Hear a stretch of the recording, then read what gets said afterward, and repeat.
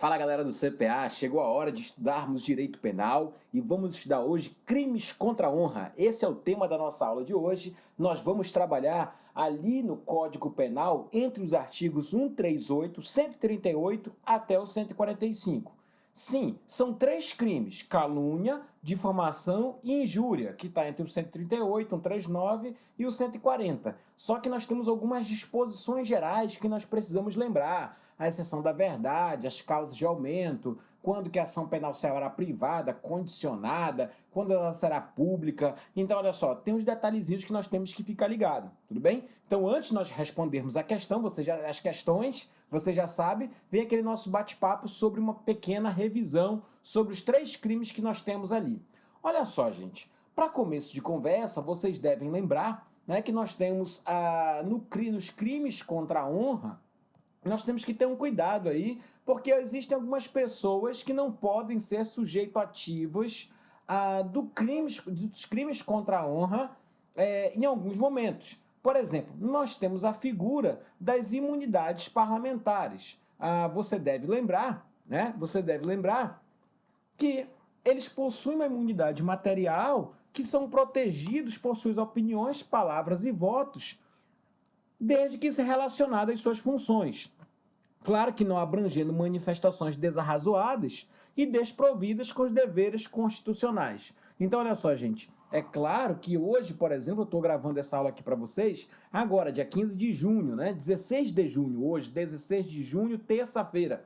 E olha só, a gente até ouve muitas vezes aí, nesse calor dessa polarização que toma conta aí do Brasil, muitas pessoas falando assim, o limite de expressão. Vocês podem observar que uma prerrogativa, ela deve ser estabelecida em favor do cumprimento da sua função institucional. Então, olha só, a prerrogativa, a imunidade do parlamentar vem para dar aso à sua imunidade, à sua função institucional estabelecida pela Constituição. Não pode nunca essa imunidade ser utilizada de maneira desarrazoada. Então, olha só, nós já estamos percebendo como deve ser compreendida a imunidade parlamentar. Eu até brinco sempre que às vezes está ali no Twitter, ali nas redes sociais, e vê lá um deputado e ele fala um cara de coisa, né? E aí acontece, aí vai um outro lá e fala, cuidado, o parlamentar está com imunidade, parlamentar. O deputado federal, o senador e o deputado estadual, eles estão acobertados por suas opiniões, palavras e votos. Você não dá, não. Então, muito cuidado quanto a isso, beleza? Então, olha só. Esse é um tratamento que nós não podemos esquecer. Agora, essa imunidade, né, parlamentar que alcança deputados federais e senadores, elas se alcançam aos deputados estaduais. Cuidado, porque essa conversa que eu estou tendo com você, ela repercute também em direito constitucional. Quando vocês forem estudar direito constitucional, vocês devem lembrar lá no Estatuto dos Congressistas, dar uma olhadinha também no estudo de vocês, para quê? Lembrar que o deputado federal e o senador, eles vão responder uma ação penal, o que pode ser feito, se precisa de autorização, o que cabe à mesa da respectiva casa fazer ou não. Cuidado, estou te dando várias questões aqui para você revisar. Agora, cuidado, porque o vereador ele só tem imunidade no exercício do mandato e na circunscrição do município. A ideia constitucional qual é? E a interpretação jurisprudencial que é dada é a seguinte: vereador, não sai aqui, não fica querendo espalhar por outros municípios, passear não. O teu trabalho é aqui, então não escapa daqui não, de maneira nenhuma. Tudo bem? Outra imunidade que nós temos nos crimes contra a honra, nós vamos ver depois. Mas eu quero te lembrar também que o advogado, várias pessoas têm imunidades em relação à difamação e à injúria, olha só, dentro do juízo. Mas olha o que diz o artigo 7º, parágrafo 2º do Estatuto da OAB. Ela diz que o advogado tem imunidade profissional, olha só, não constituindo injúria, difamação, cuidado que eu vou explicar daqui a pouco, ou desacato, qualquer manifestação de sua parte no exercício de sua atividade em juízo ou fora dele. Perceba aqui que a regra da OAB, do Estatuto da OAB, é mais ampla, porque ela não é apenas em juízo. A imunidade do advogado, trazida pelo Estatuto da OAB, ela é mais ampla, porque ela alcança fora do juízo. Claro que ele poderá responder perante a OAB pelos excessos. Agora, cuidado, Porque quando você olha para o Estatuto da OAB, ele está te dando imunidade de injúria, imunidade de difamação e imunidade de desacato. Só que aqui tem um problema. O STF, lá na DI 1127, o que ele disse? Que essa imunidade profissional, olha só, essa parte do desacato, ela é inconstitucional. Então, volta aqui para mim. O advogado, ele responde por calúnia? Responde. Ele responde por desacato? Responde. Ele só responde por injúria e por difamação. E lembra que por advogado não é só em juízo, fora dele também. Tudo bem? Então, fica ligado nessa questão. Agora, quem é o sujeito passivo desses crimes contra a honra? Aqui você deve lembrar que é a pessoa física, né, determinado conhecido. Então, olha só, cuidado que nós devemos trabalhar com essas questões. Claro que nós vamos ver que no momento lá, né, nós vamos observar que, por exemplo, existe a calúnia contra os mortos. Só que você deve lembrar que, embora o 138 do teu código, parágrafo 2º, fale que existe, né, é punível a calúnia contra os mortos, lembrar, gente, que o sujeito passivo, olha só, eu sei que é uma revisão, por isso que a gente vai falando bem rápido aqui, mas lembrar, fica ligado nisso, que o sujeito passivo são os seus familiares. Tá? O sujeito passivo, olha só, é punível a calúnia contra o morto, mas ele não é o sujeito passivo, ele morreu. Então, olha só, então quem vai ser o sujeito passivo aqui? As vítimas com os familiares daquele que foi falecido, tá bom? E aí, minha gente, cuidado com isso, cuidado, tá? Porque nós temos uma polêmica, tá até no meu blog, que nós estamos vivendo justamente isso. Se a calúnia, olha só, a difamação for praticada contra o presidente da República, tema quente, minha gente, contra o presidente do Senado, da Câmara ou qualquer membro do STF, olha só, essa conduta, olha só, não é do Código Penal, é do artigo 26 da Lei de Segurança Nacional. Olha, fica ligado nisso.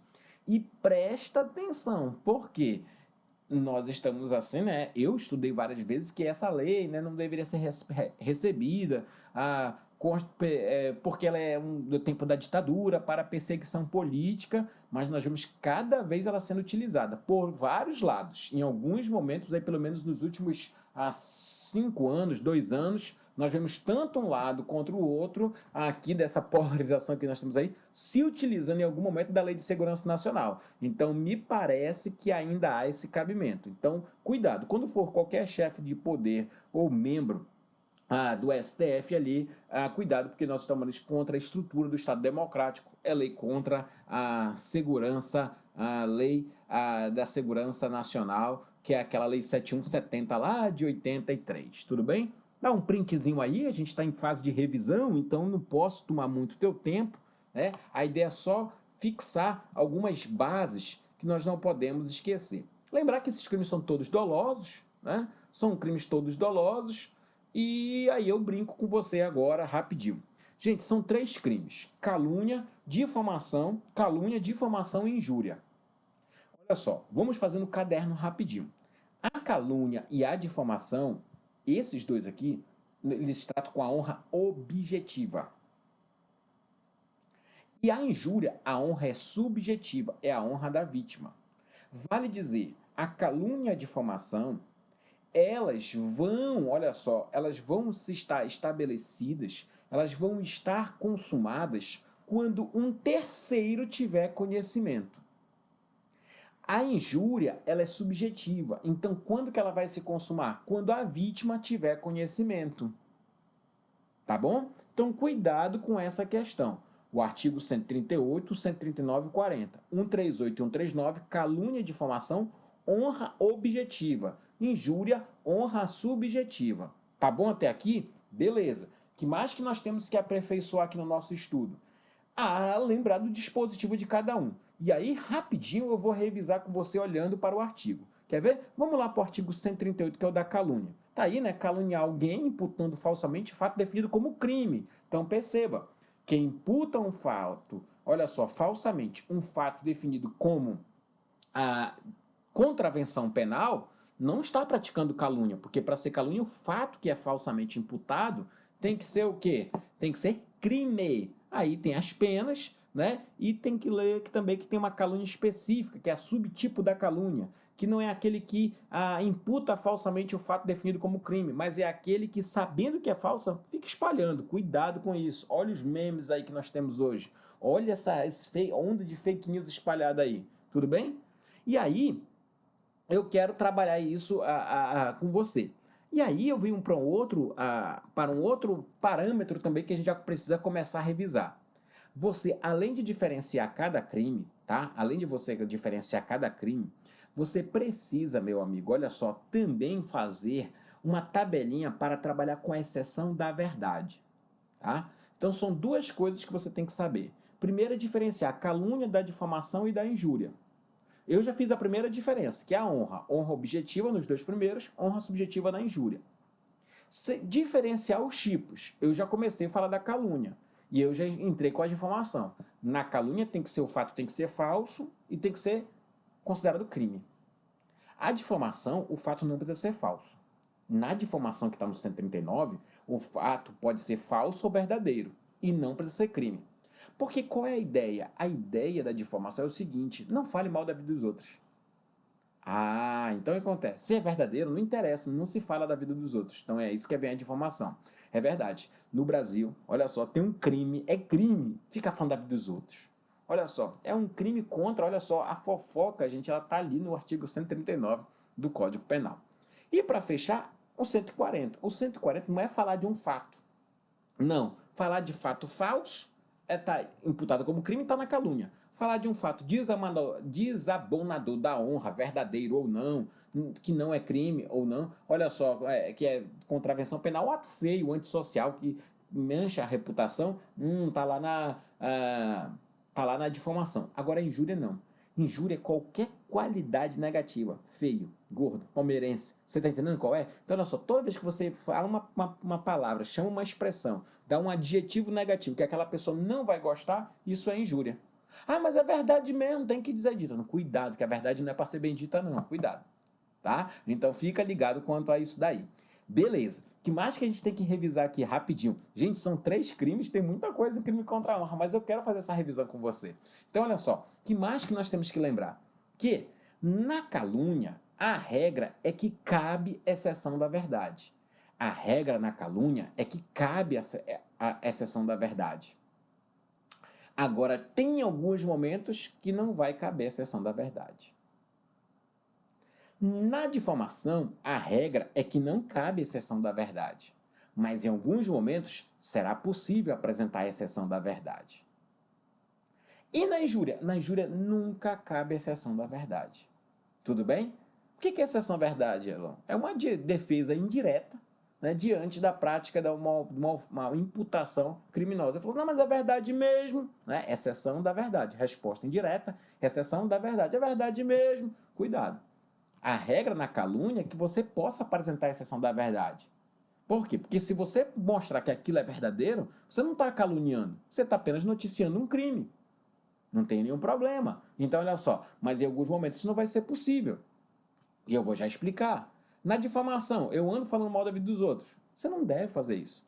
Mas em alguns momentos é importante que você fale. Quando é que é esse momento? Por exemplo, quando for funcionário público no exercício das suas funções. Você está noticiando uma infração administrativa, interessa para a administração pública, interessa para a sociedade que isso seja noticiado para aperfeiçoar o princípio da eficiência da administração. E a injúria? A injúria, gente, não tem como você dizer que é verdade ou não. Mas é feio mesmo. Não pode, deixa. Tá bom? Todo mundo é imagem de Deus, beleza? Então, olha só. Então, cuidado quanto a isso. Mas ele é gordo mesmo. Não pode, não pode, tá bom? Poxa, mas ele é ladrão mesmo. Não pode, né? Então, olha só. Não pode dizer. Você não pode dizer que ninguém é ladrão. Você pode dizer que fulano naquele dia roubou fulano de tal. Isso você pode dizer. Entendi. Beleza? Então, olha só. Gente, fizemos essa rápida revisão e aqui eu quero mostrar para você, então, quando é que não cabe a exceção da verdade no crime de calúnia. Então vamos lá, olha só, quando é que não cabe a exceção da verdade? Olha só o artigo parágrafo 3º. Admite-se a prova da verdade, que é exceção, salvo se. Inciso 1. Constituindo o fato imputado crime de ação penal privada, o ofendido não foi condenado por sentença irrecorrível. Ele não foi condenado. Então, qual é a ideia? Você deve lembrar que nos crimes de ação penal privada, só quem pode propor a ação e oferecer a ação penal é o querelante. E quem é o querelante? A vítima, né? Então, olha só, é o ofendido ou o cônjuge, ascendente, descendente ou irmão, se ele tiver falecido. Agora, gente, cuidado. Por quê? O inciso 1 está dizendo o seguinte: você não pode dizer que é verdade se for um crime de ação penal privada e isso ainda não for devidamente, não tiver sido condenado de maneira irrecorrível. Por que, Elo, não pode isso? Porque é como se você estivesse ampliando o rol da legitimidade da ação penal privada. Você está querendo se substituir ao ofendido. Você não pode. Essa prerrogativa é apenas, legitimidade é apenas do ofendido.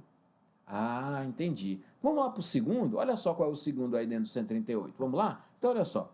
Se o fato é imputado a qualquer das pessoas que estão lá no número 1, na inciso 1 do artigo 141. Então, você vai ver lá, né, no 141, você deve dar com ele aberto, mas você deve lembrar lá que no 141 fala de quem? Do presidente da República, no presidente da República ou um chefe de governo estrangeiro. Qual é a ideia? Eu não sei se você lembra, mas quando é o chefe de um governo estrangeiro ou o presidente, esse crime contra a honra ele deve ser requisitado pelo ministro da Justiça. Então, se ele é requisitado pelo ministro da Justiça, não cabe a você discutir isso. Por quê? Porque se você agir dessa maneira, você está querendo tomar o lugar de quem? Do ministro da Justiça. Então não pode. Entendeu qual é a jogada? Então é isso que nós estamos falando. Então por isso que tem essa vedação aí no inciso 2. Olha só, aquelas pessoas que estão lá, o presidente da República, você não pode ficar provando que é verdade. Porque não cabe a você ficar provando que é verdade ou não naqueles casos. Porque naqueles casos a gente não sabe nem sequer o presidente, né, ou um chefe do governo estrangeiro passou pelo Ministério da Justiça querendo que ele apure. E para terminar, sendo o crime imputado, embora de ação penal pública, né, o ofendido for absolvido, que coisa feia, por sentença irrecorrível. Mas é ação penal pública. Eu posso falar, cuidado, porque se já foi absolvido e já transitou em julgado, o Estado está dizendo, não se fala mais nisso. Então você não pode mais querer provar agora no outro processo, porque já está cobertado pela coisa julgada material. Então fica ligado quanto a isso, cabe a exceção da verdade, mas você não pode esquecer dessas dicas. Eu tenho só um jogo rápido aqui sobre calúnia, olha só, atinge a honra objetiva, né? Precisa ser uma imputação falsa, né, de um fato determinado contra uma pessoa certa, contra uma pessoa determinada. A tentativa pode ser ou não possível, dependendo da execução, geralmente cartas, né, meio escritos. E a calúnia é o único crime que tutela os mortos, olha só. E aí a regra é a admissibilidade da exceção da verdade, mas você já sabe das três situações em que não vai ser possível. Quando envolver presidente da República, crimes praticados contra ele, porque não cabe você ficar substituindo o ministro da Justiça. Quando for ação penal privada e não houver ainda uma condenação com trânsito em julgado, porque senão você vai estar substituindo o ofendido, ou quando for um crime de ação penal pública que ele já foi absolvido de maneira irrecorrível, porque você não pode violar a coisa julgada material. Tudo bem? Fechamos aí a calúnia. Calúnia em 10 minutinhos, né? Difamação. Eu já falei muita coisa da difamação, que é imputar alguém um fato ofensivo, sempre fato. Olha, calúnia é fato. A difamação é um fato ofensivo à sua reputação. Diz que tem que ser verdadeiro? Diz que tem que ser mentiroso? Tem que ser falso? Não. Você não pode imputar a ninguém um fato ofensivo. Aí olha o que diz a exceção da verdade. A exceção da verdade somente se admite se o ofendido é funcionário público e a ofensa relativa ao exercício de suas funções. É o único caso que vai caber a exceção da verdade na difamação. É o único caso que vai caber ali esse tipo de defesa indireta, que é a exceção da verdade. Tudo bem? Então, olha só, já falei para você que atinge a honra objetiva, já falei para você que a difamação trabalha com fatos, né, verdadeiro ou falso, e o que acontece? Mas tem que ser um fato definido como contravenção penal, eu já disse que é difamação, tá? Cuidado quanto a isso.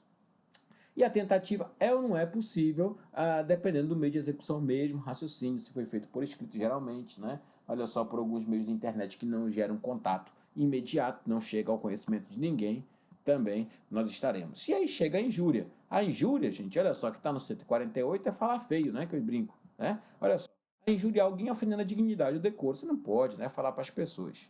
Aí, o que eu gosto do 140, para fins aqui de prova, é muito legal porque existem algumas teses defensivas interessantes que estão no parágrafo 1º do 140.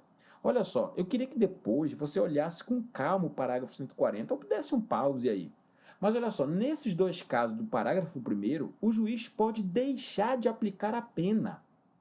Olha só, quando o ofendido de forma reprovável provocou diretamente a injúria. Então, olha só, o ofendido pediu, né? Olha só. Ou no caso de retração imediata, que consiste, entre outra, injúria. Então, olha só, a pessoa foi ofendida e falou também, nesse caso, o juiz vai dizer, não vou me mexer.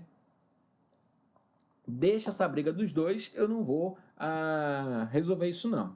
Aí cuidado, que nós temos uma injúria especial, né? Que é a injúria real, sem injúria consiste em violência ou vias de fato, que por sua natureza, pelo meio empregado, se considera aviltante.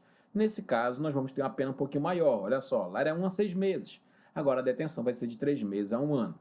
E nós temos o parágrafo 3º, que diz que se a injúria consiste na utilização de elementos referentes à raça, cor, etnia, religião, origem ou condição de pessoa física, pessoa idosa ou portadora de deficiência, nesses casos nós vamos também ter a proteção diferenciada, que é essa injúria racial, mas de uma forma aí qualificada, tudo bem? Então, olha só, então essa é a tese que nós temos que compreender a respeito da injúria racial, tá? Então, olha só, essa aí é uma tese interessante que nós precisamos observar. Eu quero só chamar a atenção de você para duas novidades que você precisa enfrentar, tá? A primeira questão que você não pode esquecer é que o STF, né, no ano passado, ele fixou uma tese muito interessante que é aquela questão da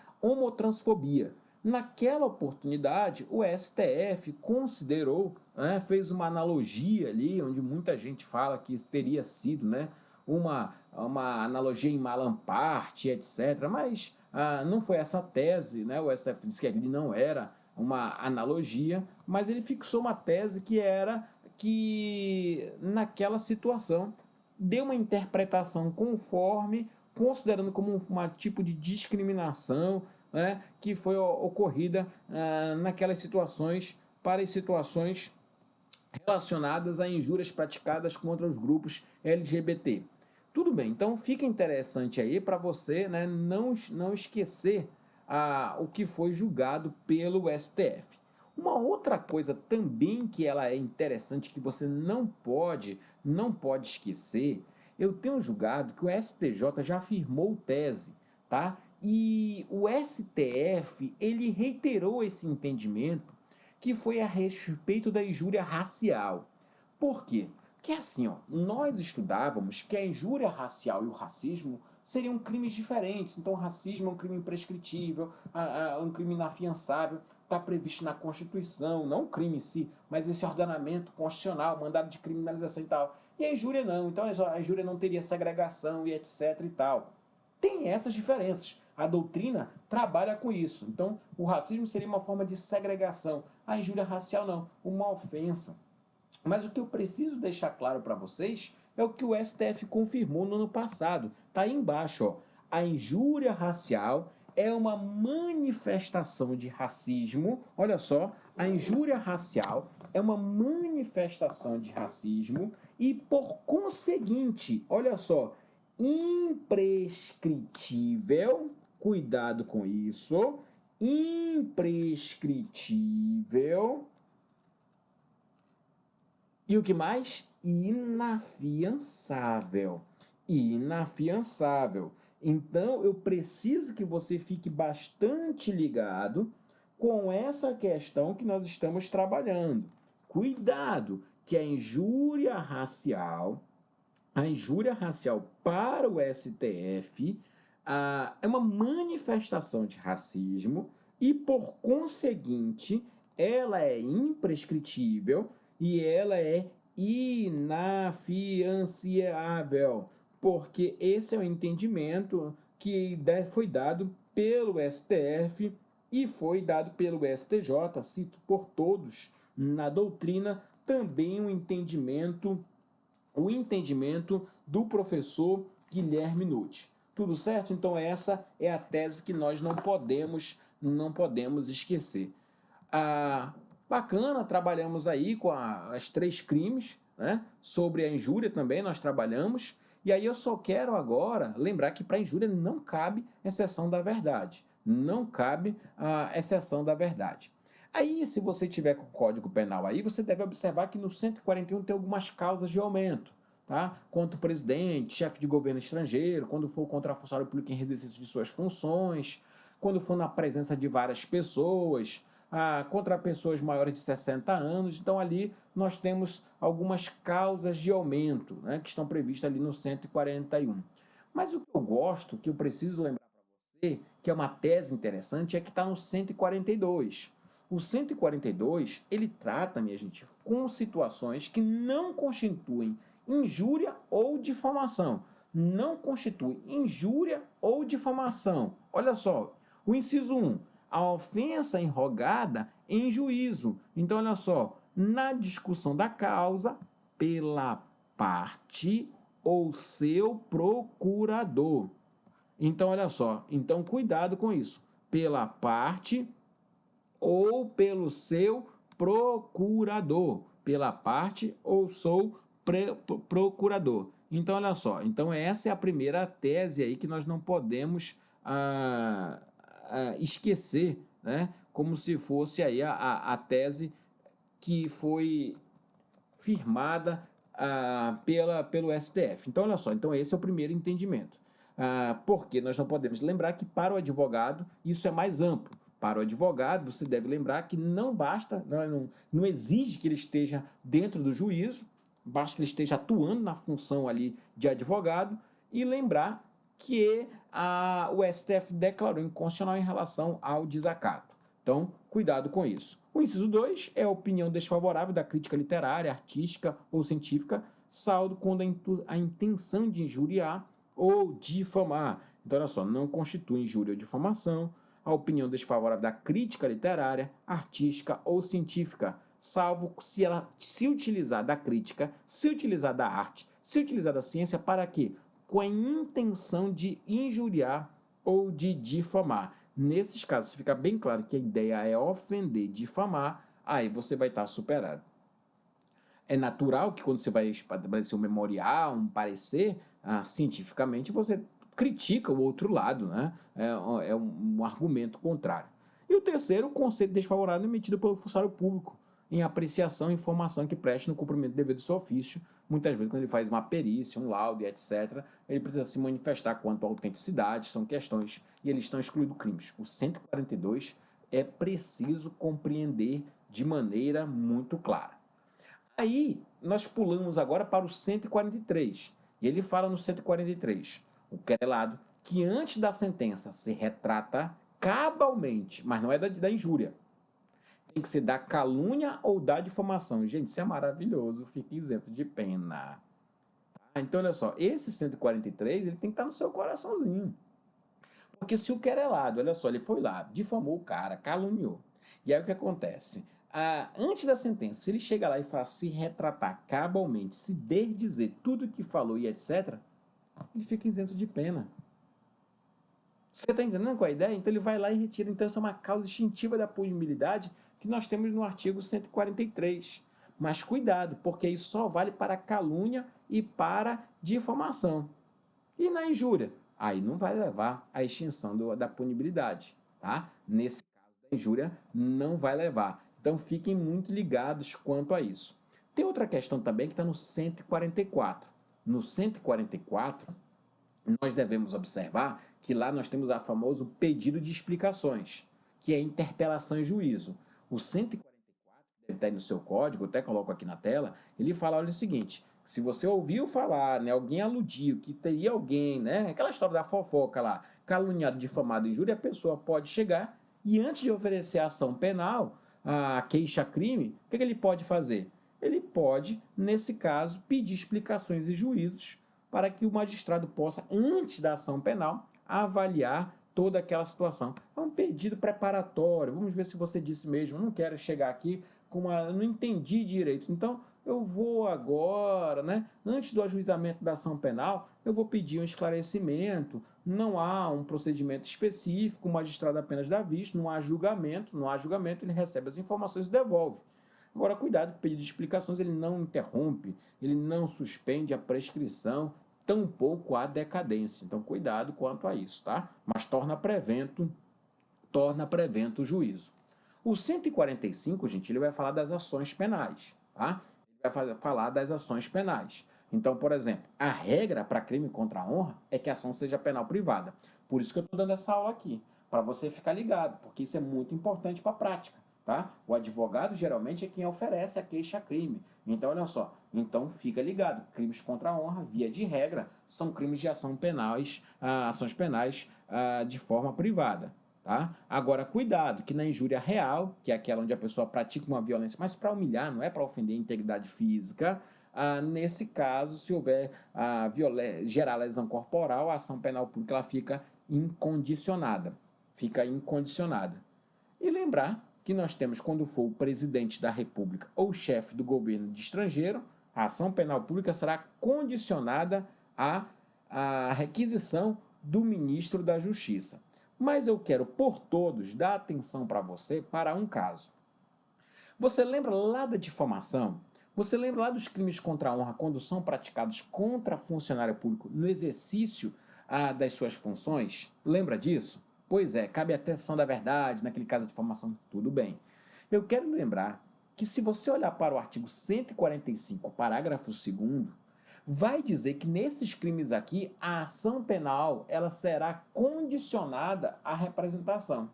Então, olha só, se você observar os crimes praticados contra o funcionário público, olha só, no exercício de suas funções, está no 145, né? Ele vai dizer o seguinte, ele vai dizer que nesses casos serão de representação por parte do ofendido. Só que nós temos uma súmula, gente, que é a súmula 714, que ela diz o seguinte, olha,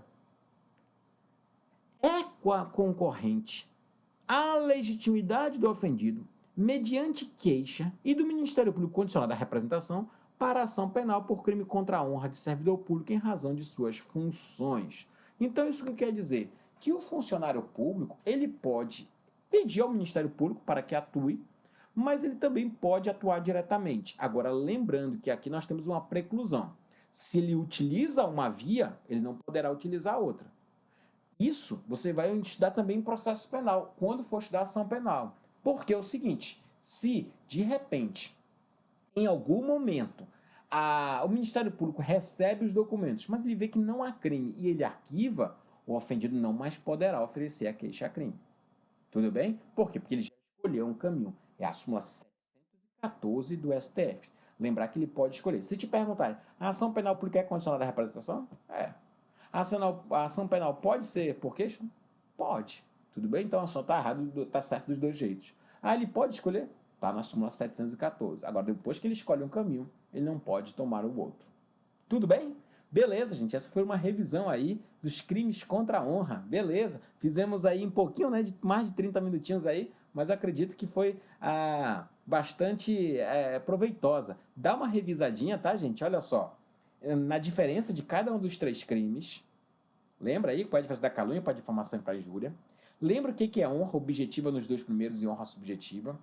Lembra que na calúnia, em regra, cabe a exceção da verdade, mas tem situações que não vai caber. Lembra aqui na difamação que a regra é que não cabe a exceção da verdade, mas cuidado que se for contra a funcionário público no exercício das suas funções, vai caber.